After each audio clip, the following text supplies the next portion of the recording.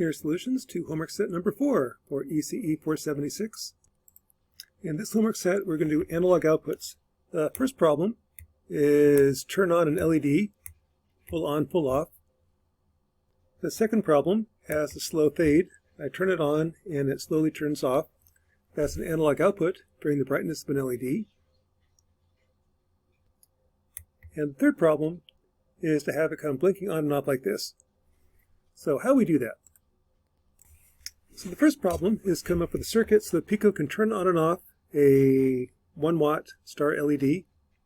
So when I turn this on, the current demand is about 3 volts, 2 volts across 6.8 ohms, about 300 milliamps. The transistor has a gain of 200, so this has to be at least about 1.5 milliamps. What I'm going to use is just a 1K resistor. When this is on, this is 3.3 volts. This is 0.7 volts. Gives you 2.6 volts across the resistor. 2.6 milliamps. Should be enough to turn it on and off. So here's the circuit. Well, here's the code.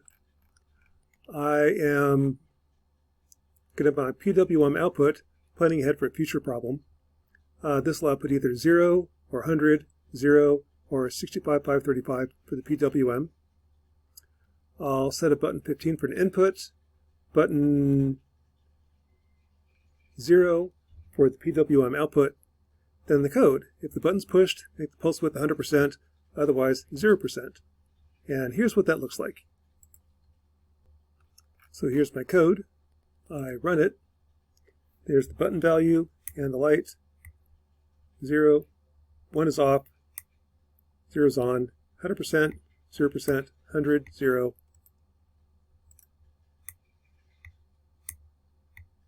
Okay, looks like that works. So there you see when the button's pushed, that percentage is 100. Problem 2 looks at analog output. I want the output to decay exponentially following this differential equation when I release the button. So to do that, I've got this one right here. This sets the pulse width between 0 and 100%. This converts 100% to 65,535. Then while I'm spinning, I'll check the button value. If I'm pushed, I go to 100%. Otherwise, follow this differential equation. So here's what she looks like. I push the button. Percentage goes to 100. Release the button. There is decaying exponentially as y prime plus y equals 0.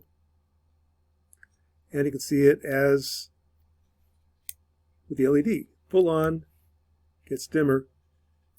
That's my analog output. I can output analog numbers, can also input analog numbers, but that's not part of this homework set. There's my analog output with a fade out. And then verifying it, press the button, starts at 100%, release, decays as y prime plus y equals 0. The last one is, now let's do complex poles. This is a second order differential equation. When I press it, the light is full on. When I release it, it follows that differential equation. In terms of code, button is pushed, y is 100, y prime is 0. Release the button, satisfies the differential equation, y double prime plus 2y prime plus 37y equals 0. Integrate once, I get velocity. Integrate twice, I get position. Position or brightness is what I output. So what that looks like is as follows. There's button pushed, full on, button released, follow a differential equation. So when I run it, button push, 100%, button release, there's your differential equation going plus minus. I actually displayed the absolute value of the brightness.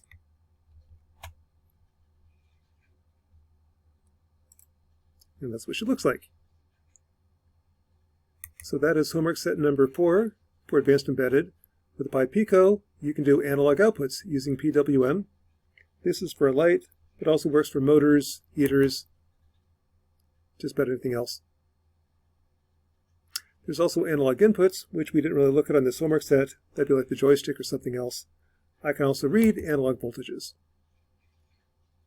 This homework set 4 for 476.